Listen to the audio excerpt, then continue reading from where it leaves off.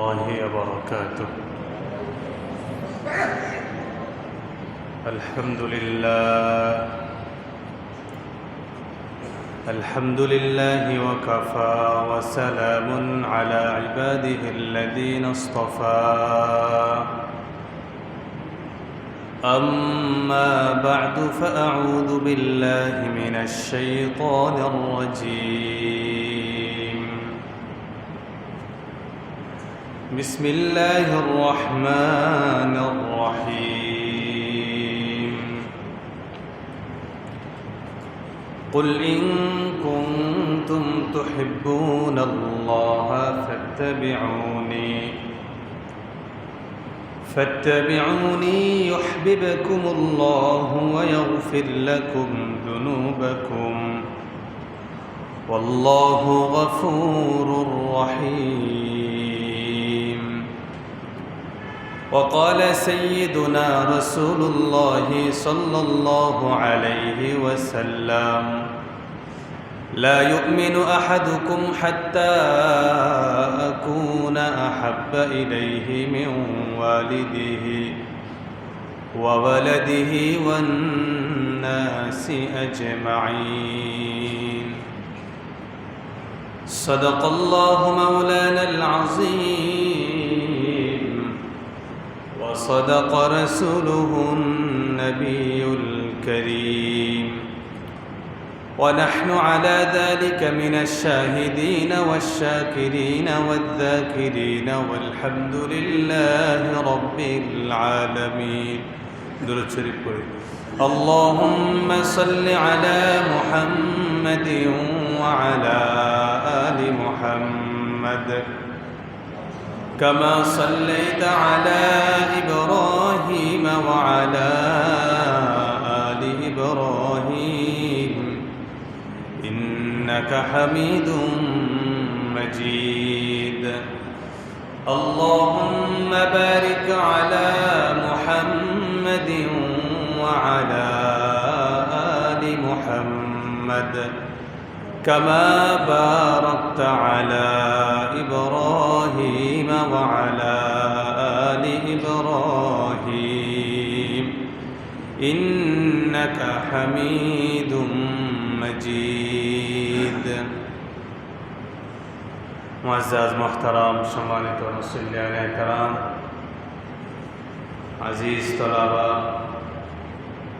আমার প্রিয় যুবক ভাইরা, পর্দার অন্তরালে থাকা শ্রদ্ধেয়া মা ও বোনেরা, আল্লাহ পাকের দরবারে অসংখ্য হৃদয় শুকরিয়া, যিনি আমাদেরকে শুক্রবার দিন আগে আগে মসজিদে আসার বসার তৌফিক দিয়েছেন। সকলেই বলি আলহামদুলিল্লাহ। মানুষের যত বড়লোকই হোক না কেন, দুনিয়াতে বেঁচে থাকা তার পক্ষে সম্ভব নয়। যার উদাহরণ কারুনকে আল্লাহ তাআলা অনেক ধন সম্পত্তি দিয়েছেন, কিন্তু পৃথিবীতে তিনি বেঁচে নেই। ক্ষমতার জন্য যদি কেউ বেঁচে থাকতো তাহলে ফেরাউন নমরুদরা বেঁচে থাকতো। কেউ যদি আল্লাহওয়ালাও হয়, আল্লাহর সাথে যার সম্পর্ক আছে এমন ব্যক্তিও হয়, তিনিও বাঁচতে পারেন না। যদি বেঁচে থাকতেন তাহলে আমাদের নবীজি মুহাম্মদুর রাসূলুল্লাহ সাল্লাল্লাহু আলাইহি ওয়াসাল্লামের সাথেই আল্লাহ তাআলার সবচেয়ে বেশি সম্পর্ক। এই সম্পর্কের টানেও এই দুনিয়ায় মানুষ টিকে থাকতে পারে না। তো আপনার আমার জন্য সুযোগ আছে, চাইলে আল্লাহ তাআলার ওলিও হওয়া যায়, শত্রুও হওয়া যায়। চাইলে জান্নাতও বেছে নেওয়া যায়, জাহান্নামও বেছে নেওয়া যায়। আমি আপনি যেমনই হই না কেন, এই কথাটা সত্য যে আমাকে আপনাকে আল্লাহর কাছে যেতে হবে।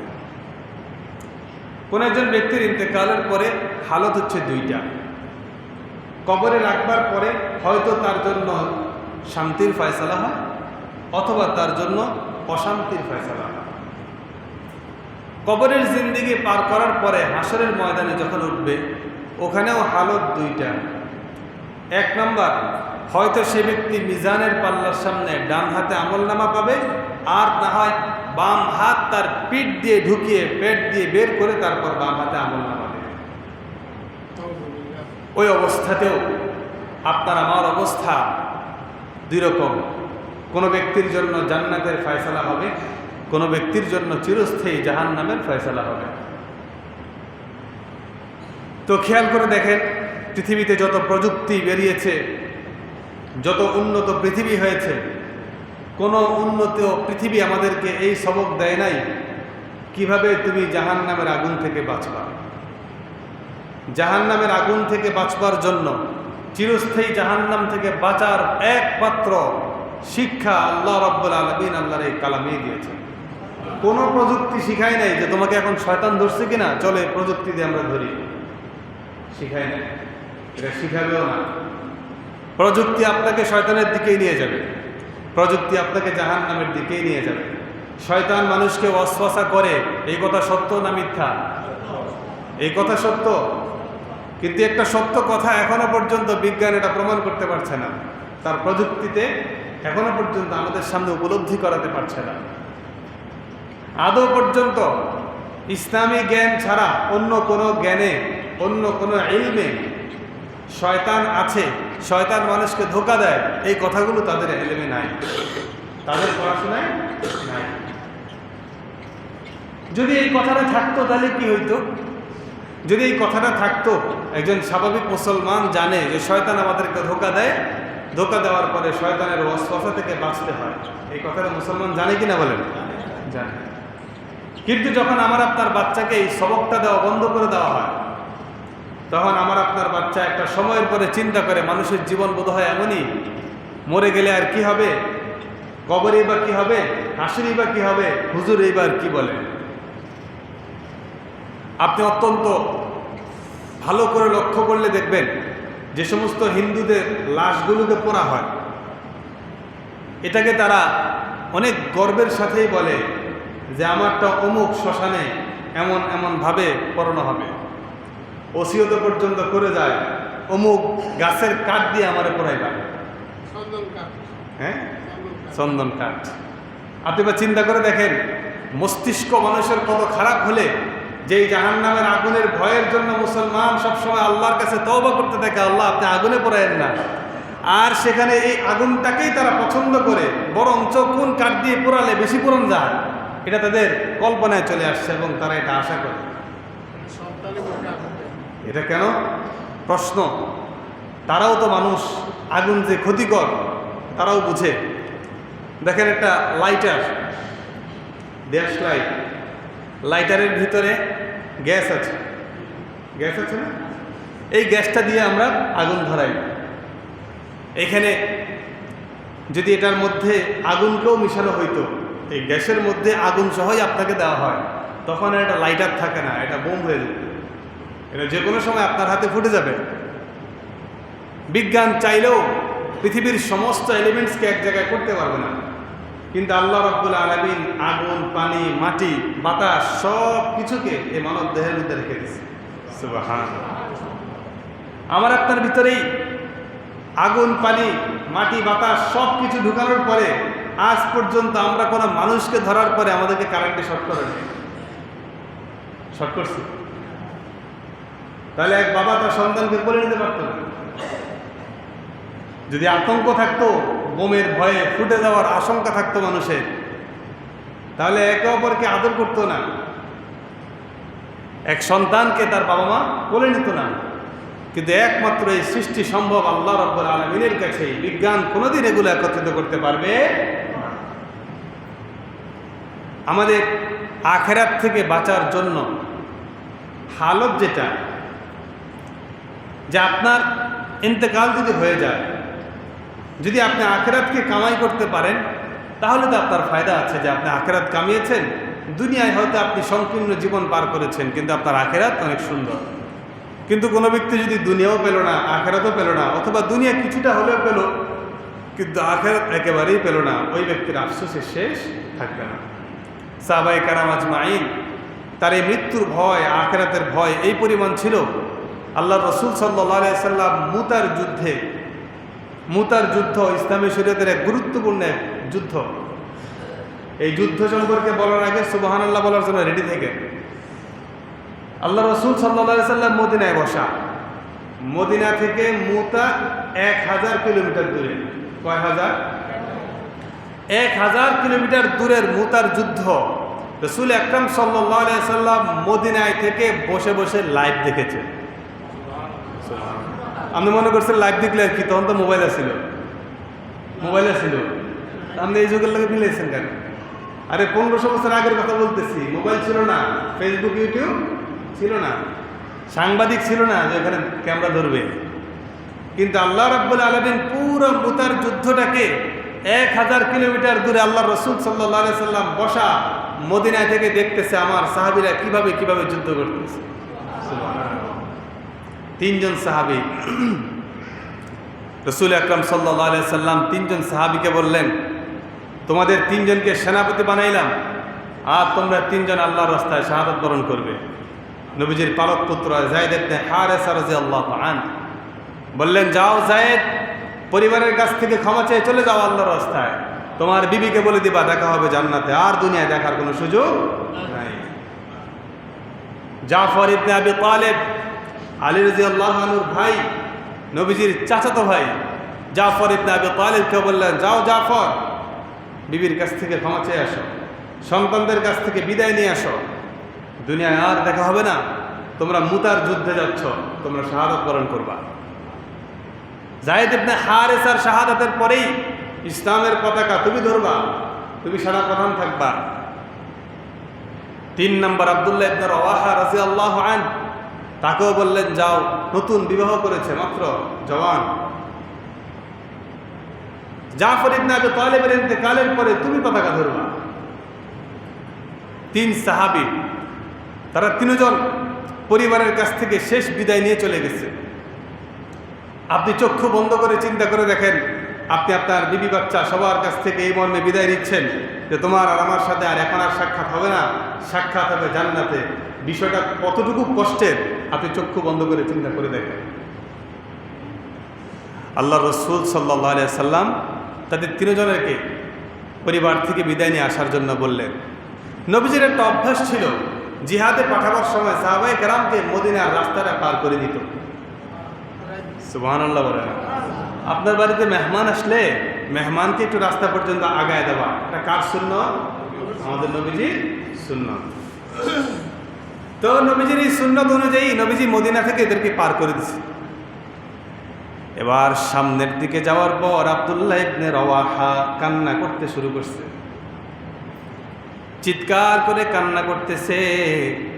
অন্য সাহাবীরা বলতেছে, আব্দুল্লাহ ইবনে রওয়াহা, যেখানে নবীজি তোমাকে বলছে তুমি শাহাদাত বরণ করবা, তোমার সাথে তোমার স্ত্রীর আর সাক্ষাৎ হবে না, দুনিয়ার কোনো বন্ধু বান্ধবের সাথে সাক্ষাৎ হবে না, তুমি বুঝি তোমার স্ত্রীর মায়ায় কান্না করতেছ? আব্দুল্লাহ ইবনে রওয়াহা রাদিয়াল্লাহু আনহু বলেন, না, 1 নম্বর আজকে নবীর সাথে আমার শেষ দেখা হয়েছে, এই বেদনা আমাকে কান্না করাচ্ছে।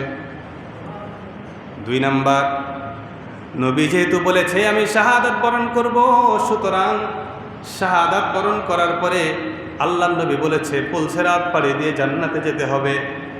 এবার যদি পুলসিরাতের পথটা আমার জন্য অন্ধকার হয়ে যায়, আমি আব্দুল্লাহ যদি পুলসিরাতের তলদেশে জাহান্নামে পড়ে যাই, এই ভয়ে আমি কান্না করতেছি। অথচ আল্লাহর নবী সাল্লাল্লাহু আলাইহি ওয়াসাল্লামকে আল্লাহ তাআলা আয়াত নাজিল করে বলে দিয়েছেন, যারা শাহাদাত বরণ করে, যারা শহীদ হয়, আল্লাহ তাদেরকে জান্নাতের পাখি বানায় দেয়। হযরতে যায়েদ ইবনে হারেসার যখন জিহাদ চলাকালীন ইন্তেকাল হয়ে গেছে, এবার জাফর ইবনে আবি তালেব পতাকাটা নিছে। ডান হাতে পতাকা নেওয়ার পর কাফের তার ডান হাতটা কেটে ফেলছে। এবার পতাকাটাকে আবার বাম হাতে নিয়েছে, আবার বাম হাত কেটে ফেলেছে। আল্লাহর নবী বলেন, যখন জাফরের 2 হাত কেটে ফেলেছে, আল্লাহ রাব্বুল আলামিন জাফরকে ডানা দিয়ে দিছে। হাত তো শেষ, আল্লাহ কুদরতি 2টা ডানা দিয়ে দিয়েছে। যদি জাফর ওইখানে জীবিত থাকতো, তাহলে জাফর বাকি জীবন উড়ে উড়ে চলত। সুবহানাল্লাহ। এবার হযরতে জাফর ইবনে আবি তালেব দাঁত দিয়ে কামড়ায়া পতাকাটা ধরছে। দাঁত দিয়ে কামড়ানোর পরে কাফের এসে গর্দানে আঘাত করছে, গর্দান বিচ্ছিন্ন হয়ে গেছে। আব্দুল্লাহ ইবনে রাওয়াহা কানে কানে বলতেছে, যায়েদ ইবনে হারেসার ইন্তেকাল হয়ে গেছে, আপনারও ইন্তেকাল হয়ে গেছে। 3 নম্বর সেনাপতি আমি আব্দুল্লাহ ইবনে রাওয়াহা, পতাকাটা আমার কাছে দেন। আব্দুল্লাহ ইবনে রাওয়াহা কানে কানে বলার পরে আব্দুল্লাহ ইবনে রাওয়াহার কাছে এবার দাঁত থেকে পতাকা ছাড়ছে। ইন্তেকালের পরেও, গলা বিচ্ছিন্ন হওয়ার পরেও পতাকা দাঁত থেকে ছাড়ে না। সুবহানাল্লাহ। কালিমার পতাকা, ইসলামের পতাকা এত আগেই ধুলিস্যাৎ হয়ে যাবে, এটা হতে দেওয়া যাবে না। এবার আব্দুল্লাহ ইবনে রাওয়াহা পতাকা ধরলেন। আব্দুল্লাহ ইবনে রাওয়াহারও ইন্তেকাল হয়ে গেছে। মুসলমানের পক্ষে আল্লাহ রাব্বুল আলামিনের তরবারি যাকে বলা হয় খালিদ সাইফুল্লাহ, খালিদ সাইফুল্লাহ ওই মুতার যুদ্ধের মধ্যে 9টা তরবারি ভাঙছে।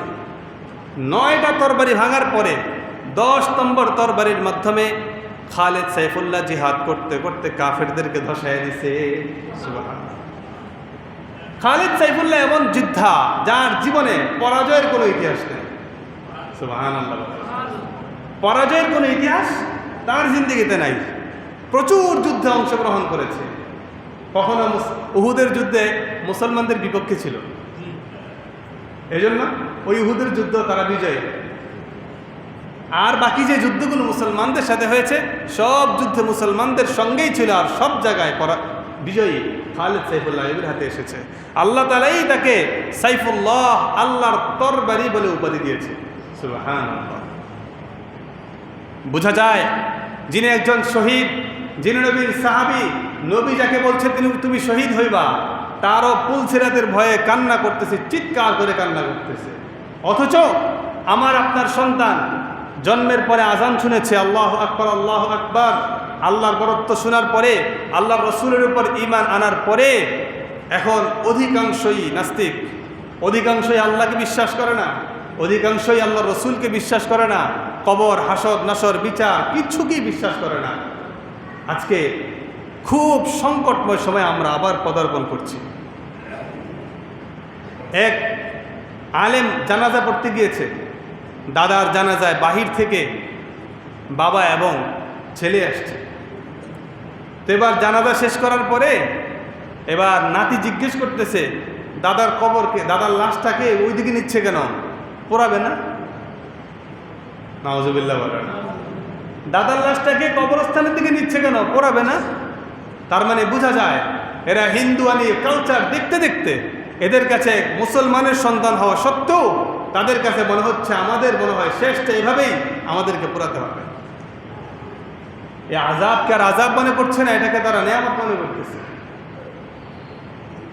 এজন্য মুসলমানের আমরা যারা পিতা আছি, দাদা আছি, আপনি এতটাই সংকটে আছেন যে আপনার পরবর্তী প্রজন্ম আপনার জন্য আল্লাহর কাছে হাত তুলবে, আল্লাহ বলার মতো লোক থাকবে না।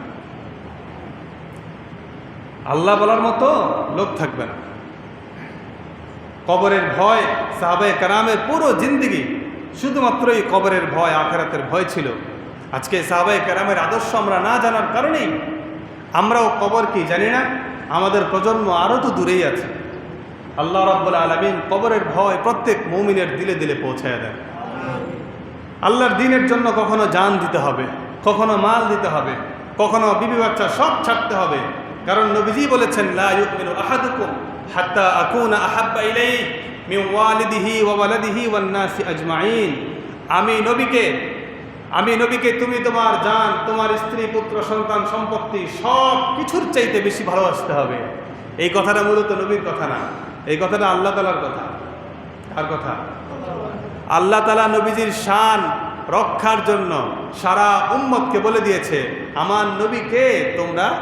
আমার নবীকে তোমার জানের চাইতেও বেশি ভালোবাসো। এটা আল্লাহ তাআলার বিধান। নবীকে যদি বেশি ভালোবাসতে না পারি তাহলে এটা কামেল ঈমান হয় না, পরিপূর্ণ ঈমান হয় না।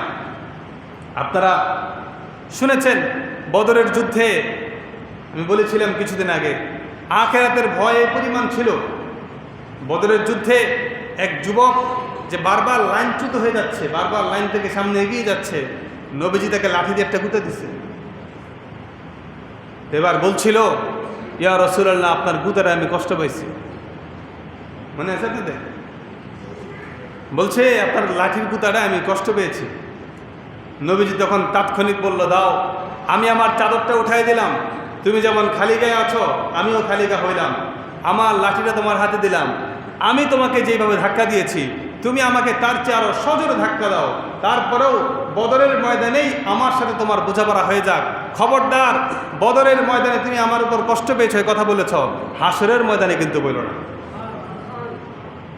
রাসূল আকরাম সাল্লাল্লাহু আলাইহি সাল্লাম যদি সাইয়্যিদুল আম্বিয়া, আল্লাহ রাব্বুল আলামিনের পরে যার মাকাম সবচেয়ে বেশি, তিনি জানেন মাকামে মাহমুদ তার আছে, তিনি জানেন তার শাফাআতের মাধ্যমে উম্মতের ফয়সালা হবে, এত কিছু জানার পরেও আখিরাতে আমার ব্যাপারে নালিশ করো না এই কথা বলতে পারা, আমি আপনি তো কতটুকু টেনশন ফ্রি আছি যে যার সাথে মনে চায় খারাপ ব্যবহার করতেছি, যার সাথে মন চায় তার সম্পত্তি লুণ্ঠন করছি, যার সাথে মনে চায় তার সমালোচনা করছি, চগলখুরি করছি।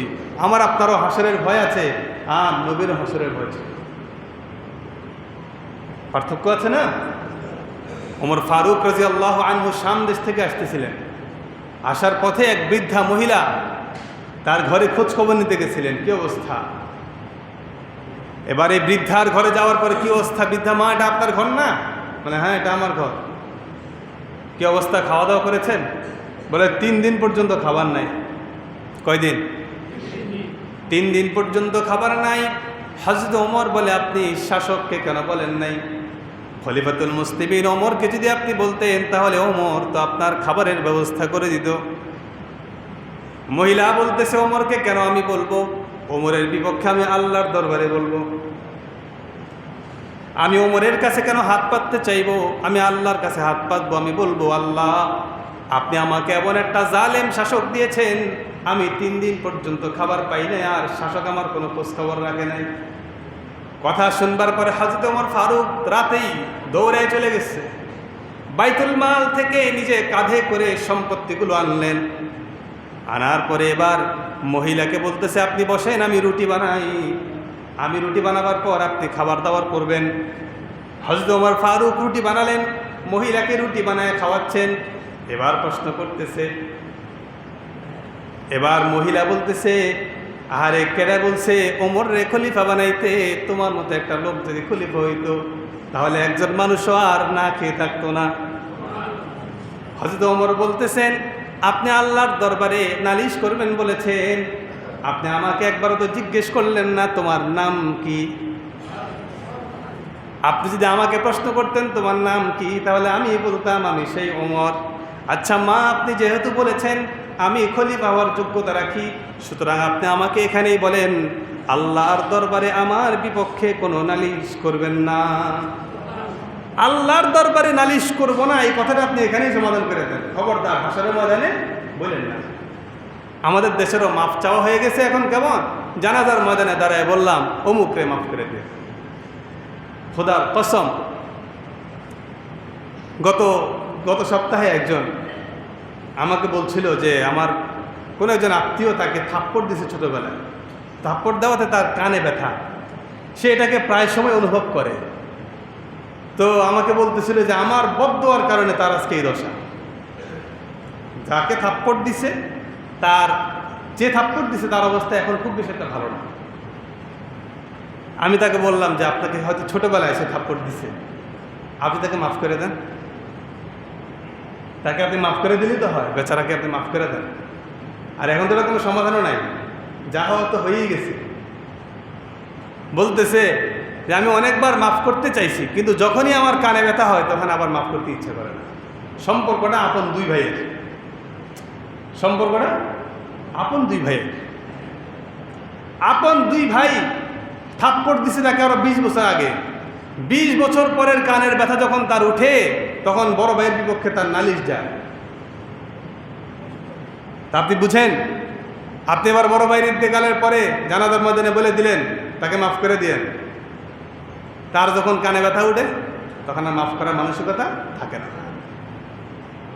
এই জন্য ভাই, দুনিয়ার মীমাংসা করে যাওয়া, আপনি মানুষের সাথে চলাফেরা করছেন, আপনার ক্ষমা আপনি চেয়ে যাবেন।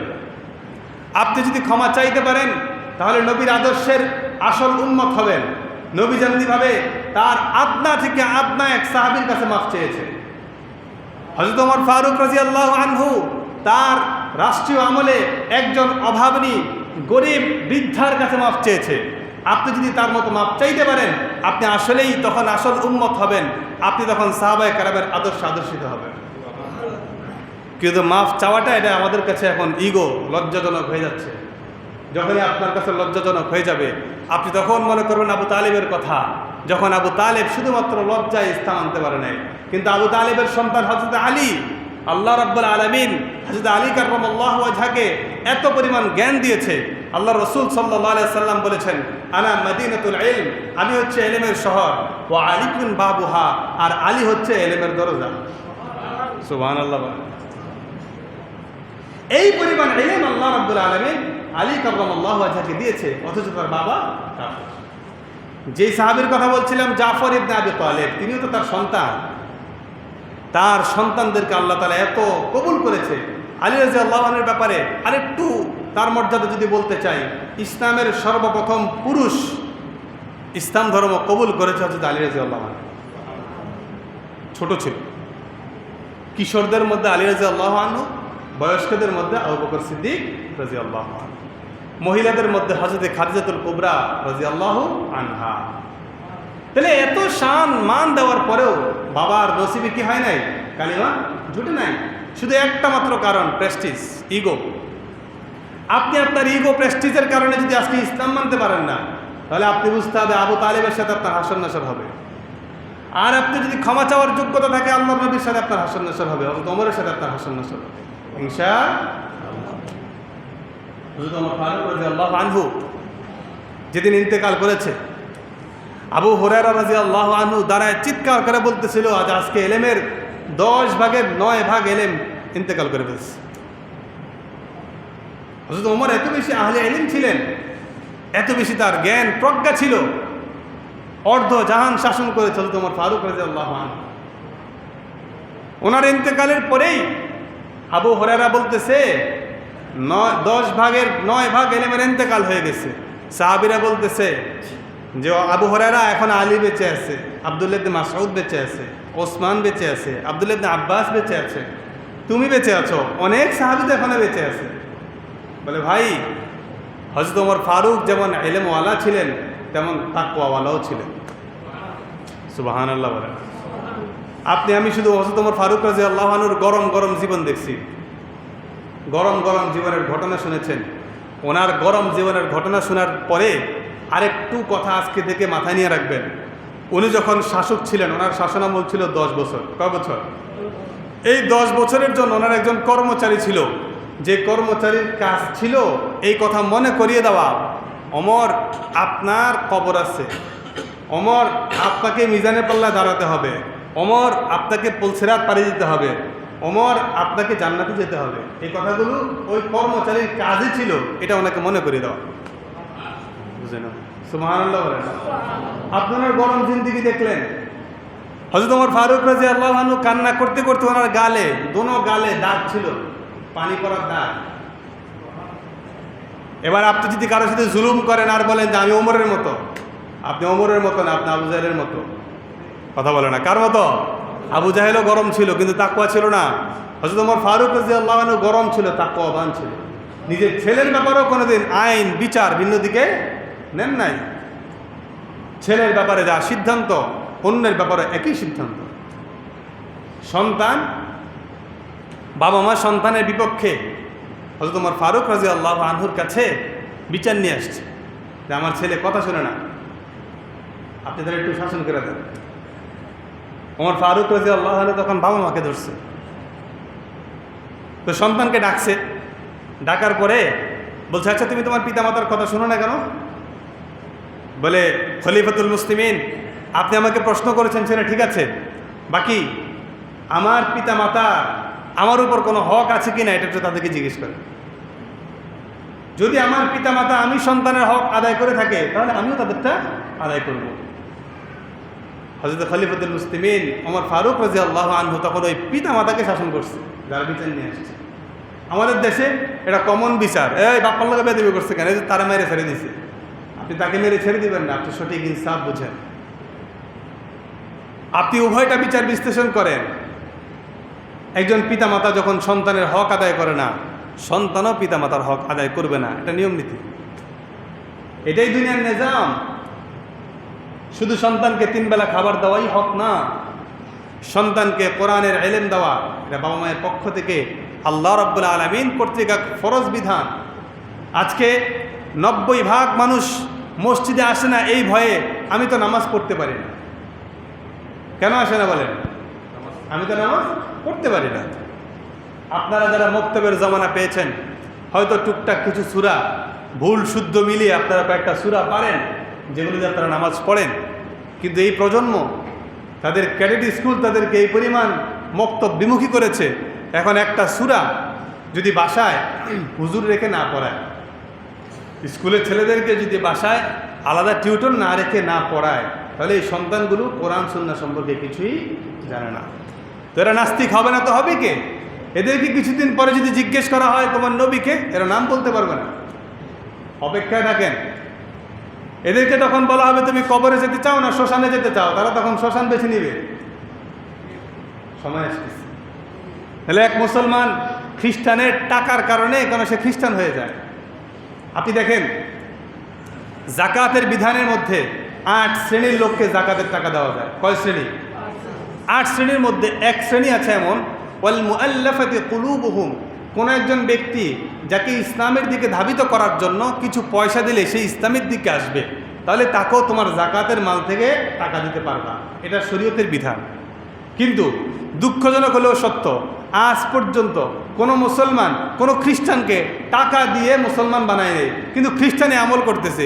খ্রিস্টান আপনাকে ঘর করে দিচ্ছে, খ্রিস্টান আপনাকে দোকান দিয়ে দিচ্ছে, খ্রিস্টান আপনাকে ভালো চাকরি দিয়ে দিচ্ছে, আপনি খ্রিস্টান ধর্মে চলে যাচ্ছেন। হচ্ছে কি হচ্ছে না বলেন? আমল কার ছিল ওটা? মুসলমানের। পালন করতেছে কে? খ্রিস্টান। আজকে মুসলমান দান, সাদাকা, যাকাত এগুলোকে তারা জরিমানা মনে করে, করতেছে না? কিয়ামতের আলামত। আপনি অপেক্ষায় থাকেন, আপনি জরিমানা মনে করছেন, আপনার পরবর্তী প্রজন্ম আপনাকে আর বাবা বলে স্বীকৃতি দিবে না। আপনার কবরের পারে জীবনে আপনার সন্তান দাঁড়াবে না। আপনার নায়নাতকুরের জামানায় তারা আর ইসলাম নামক শব্দ খুঁজে পায় কিনা অপেক্ষায় থাকে। এজন্য ভাই, যারা পিতামাতা আছেন, সাহাবায়ে কেরাম যেমন আখিরাতকে ভয় করেছেন, আপনারা দুনিয়ার ইঞ্জিনিয়ার হতে সমস্যা নেই তো? মুসলমান ইঞ্জিনিয়ার না হলে তো আপনি খ্রিস্টানের পিছনেই দৌড়াতে হবে, মুসলমান ডাক্তার না হলে আপনাকে খ্রিস্টানের পিছনেই দৌড়াতে হবে। এগুলো সমস্যা না, এগুলো ইসলামের সাথে পরিপন্থী কোনো কিছু না। আপনারা কেন মনে করছেন যে আমার সন্তান যদি ইঞ্জিনিয়ার হয় তাহলে সে খারাপ হয়ে যাবে? সে ইঞ্জিনিয়ার হোক, সে পাক্কা মুসলমান হয়ে ইঞ্জিনিয়ার হোক। সে ডাক্তার হবে, পাক্কা মুসলমান হয়ে ডাক্তার হবে। সে যেমন তা হবে। আপনাদের সবাইকে আলেম হওয়া সম্ভব না, সবাইকে আল্লাহ তাআলা আলেম বানাবেনও না। এটা আল্লাহ তাআলার নিজাম। আল্লাহ রাব্বুল আলামিন বলেছেন, সুম্মা আওরাসতাল কিতাব আল্লাযীনা ইসতাফাইনা মিন ইবাদিনা, আমার এই কিতাবের জ্ঞান আমি সবাইকে দেই না। এই কিতাবের জ্ঞান আমি কিছু কিছু মানুষকে বাছাই করে করে করে করে তারপরে তাদেরকে দিই। সুতরাং আপনি এটা ভাবারও কোনো সুযোগ নেই যে আমরা কেন সবাই আলেম হইলাম না। আপনি সবাই আলেম হবেন না, এটা আল্লাহ তাআলার নিজাম।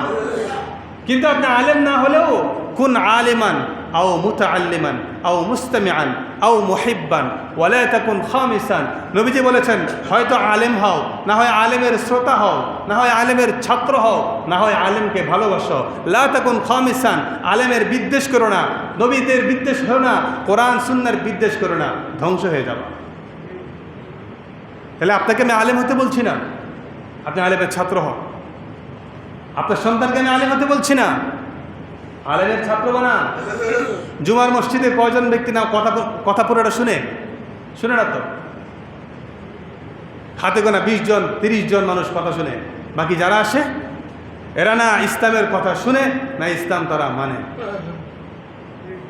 আপনি এদেরকে কি বলবেন? জানাজার ময়দানে গিয়ে লম্বা লম্বা কথা বলে জান্নাতে পাঠিয়ে দিবেন? হ্যাঁ, বড় বড় কথা। খোদার কসম, জিন্দিগি যদি আপনি এখান থেকে না সাজান, জানাজার ময়দানে যত ভালো ভালো কথা আপনার বিপক্ষে আসুক, আপনার পক্ষে আসুক, কোনোটাই আপনার কোনো কাজে আসবে না। ওই কথা ফেরেশতা নেয় না। যেগুলো আপনারা বলেন এগুলো ফেরেশতারা নেয় না, এগুলো শুনে না। আর আপনার আমলের দরজাও বন্ধ হয়ে গেছে। ইন্তেকাল যেহেতু হয়ে গেছে, আমলের দরজাও বন্ধ হয়ে গেছে। এজন্য লম্বা লম্বা কথা আর লম্বা লম্বা মানুষের লম্বা লম্বা টুপিওয়ালা হুজুর দিয়ে যদি আপনারা দোয়া করান, একেবারে 24 ঘন্টা যদি দোয়া হয়, কাজে আসবে না। এই জন্য সন্তানদেরকে আপনারা যারা নিজেরা মসজিদে আসেন না, আপনাদের মসজিদমুখী চালচলন নাই, আলেমমুখী চালচলন নাই। এই আগুনে আজকে যদি এখানে একটা আগুন ধরে, আমরা কোনো কিছু ঘ্রাণ নেই কীভাবে বলেন তো? নাক দিয়ে না? নাক দিয়ে কি নেয় আমরা? সবাই বলে না, নাক দিয়ে কি নেয়? সবাই বলেন, নাক দিয়ে কি নেয়? আচ্ছা, যদি এখানে আগুন ধরে, ওই আগুনের ধোঁয়ার ঘ্রাণ আপনারা পাবেন কিনা বলেন তো? কে কে পাবেন? হাত তুলে দেখান আমারে। সবাই পাবেন? হাত যেহেতু তুলছেন, 4 আঙ্গুল ধরেন। 4 আঙ্গুল ধরছেন সবাই? অনেকে তুলতেছে না। তুলেন তুলেন, দরকার আছে এটা। সবাই তুলছেন তো? কয় আঙ্গুল তুলছি আমরা? আচ্ছা, আপনার নাক থেকে কপাল পর্যন্ত একটু মাপেন, কয় আঙ্গুল হয়? দেন দেন, মাপেন মাপেন, কপালে হাত দেন। আপনার যে কপাল পড়তেছে, আপনি বন্ধ পাচ্ছেন না কেন? বুঝেন নেই মনে হয়, হাত নামান এবার। আপনার নাক থেকে কপালের দূরত্ব কয় আঙ্গুল? আপনার কপাল যে পড়তেছে, সেজদা দিচ্ছেন না, নামাজ পড়তেছেন না, দিন মানতেছেন না, ইসলাম মানতেছেন না, আপনার পুরো জিন্দিগি পড়ে যাচ্ছে, আপনার কপাল পড়তেছে, আপনি বন্ধ পাচ্ছেন না। পড়তেছেই না বলেন, কপালে আগুন ধরেন না। এই কপাল আল্লাহকে সেজদা দিলে নূর জ্বলবে, আর আল্লাহর বিপক্ষে চলে যাবেন, এটা আগুনে জ্বলতে থাকবে। এটা আপনার এখন জ্বলতেছে।